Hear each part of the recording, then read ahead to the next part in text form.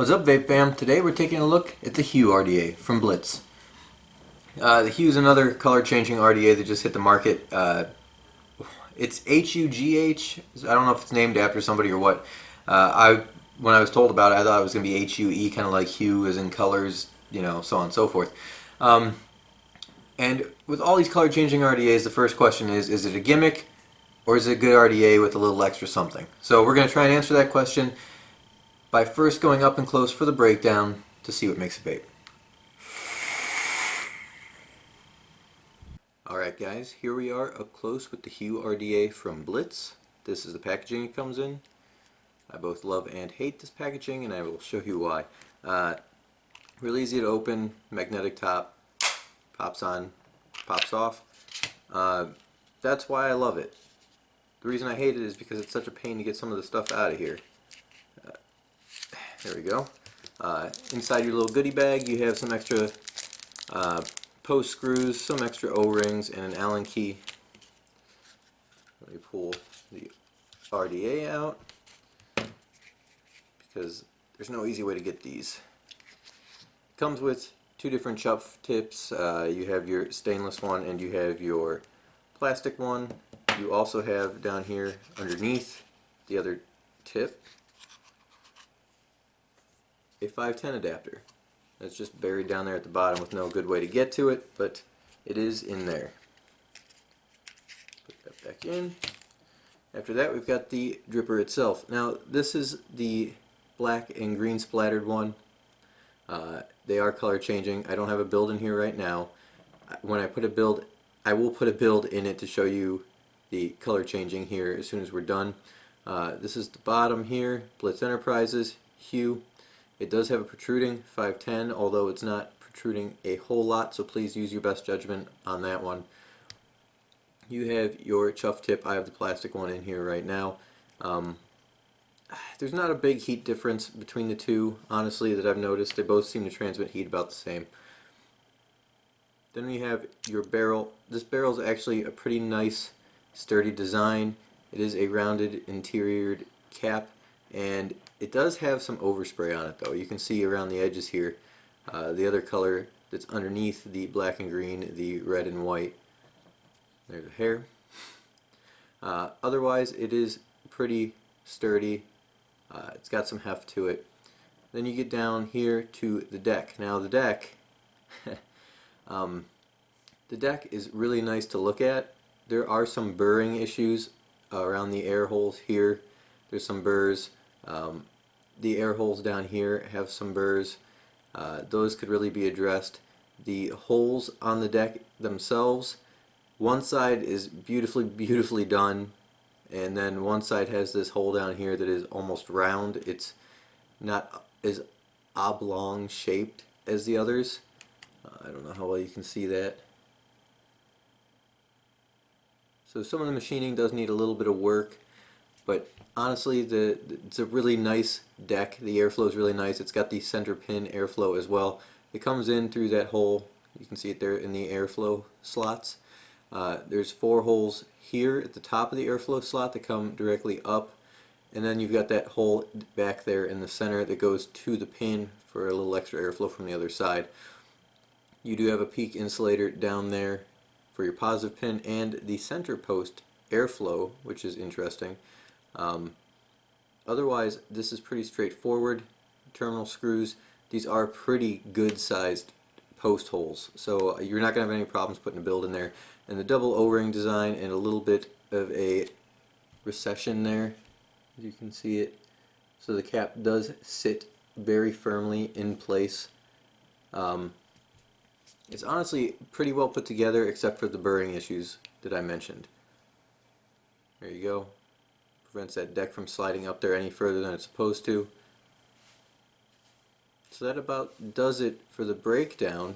Let me put a build in this. I will be doing a build video separate, so you won't see the actual build here at this time. It will be probably after the convention this weekend. But let me put a build in here and I'll show you the color changing. Alright, went ahead and threw a set of fuse Claptons in here. I'm going to go ahead and put this top cap back on, like so. I've got it at about 160 watts. See her change color.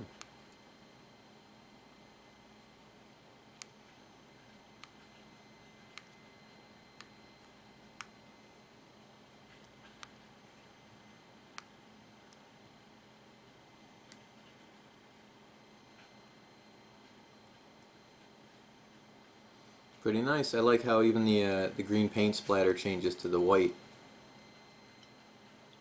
Works really nicely though. Really, really well. The only other problem with it is this chuff cap tip. The gasket's a pain. But there you go. So I'm going to go ahead and wick this back up. We'll go back up, talk about it, and we'll vape on it. One more thing I want to say before we go back up top.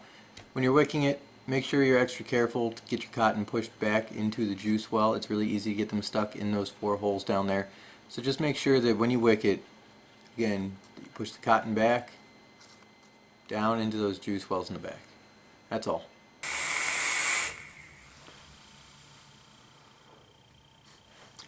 Alright guys, that was the up close and breakdown with the Hugh Rda from Blitz. As you can see, it's all red and white spotted now. I am running the, you know what, let's just do this right and start with the cons. There are burrs. There are machine burrs around the air holes in the deck, around these air holes at the bottom. They're not a huge deal, but they are present. There's no burrs or anything on the cap. The cap is nice and smooth. The drip tip's nice and smooth. The metal drip tip actually dissipates heat a little bit better, which is kind of strange. But it seems to be the truth. Normally I don't like decks that have that center airflow pin. It usually feels kind of, what's the word I'm looking for? It kind of waters down the flavor a little bit, but it hasn't been the case with this one. It's been pretty good. Honestly, going into the pros here, it is a very, very good performing flavor RDA. It really is, which surprised me because of that center pin. But it has kept up really well in the flavor department. Would I call it a cloud chucking RDA? No, I wouldn't. It just doesn't seem to have the amount of vapor density I'm used to when I get to like comp style RDAs and stuff like that. You could probably build for it and you could probably manage it, but I would not call it a cloud chasing RDA. I would say it's more geared towards flavor chasing, and it does perform in that area pretty well.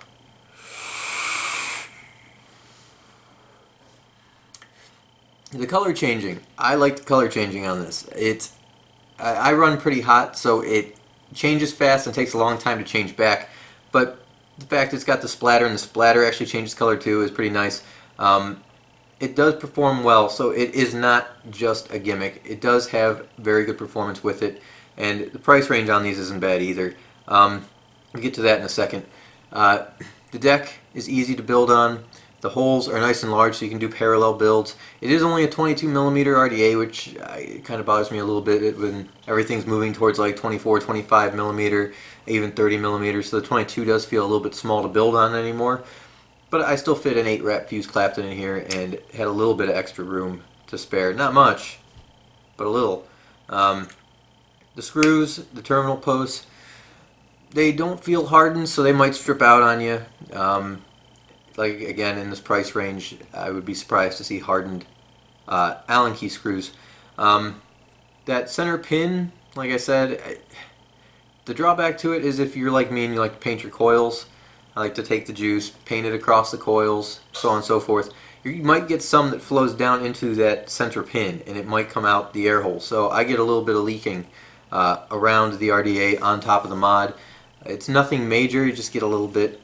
All in all, it's performed pretty well, flavor-wise. Again, you could cut the airflow down and probably ramp up the density, but it's really strange the way it works, right? So if you cut the airflow in half, okay, turn it down halfway, this airflow is still being distributed through all 4 holes. It's not cutting off 2 holes.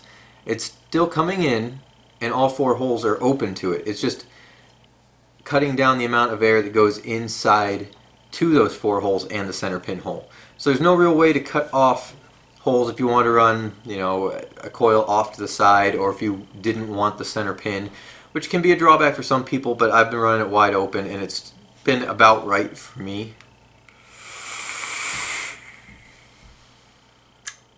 Getting a little dry now. So it does perform well. It doesn't have much leak by because of the 2 O-rings. Again, painting the coils, and I just watched some drip down to the center pin. So it does happen. But I've seen them anywhere from, like, I don't usually like to discuss prices, but anywhere from like 25 to 50 bucks. So in that price range, honestly, it's a very good performing RDA. As long as you don't have a problem with machining burrs, things like that. If those things bother you, don't get it, because it does have burrs. They're noticeable, you can feel them.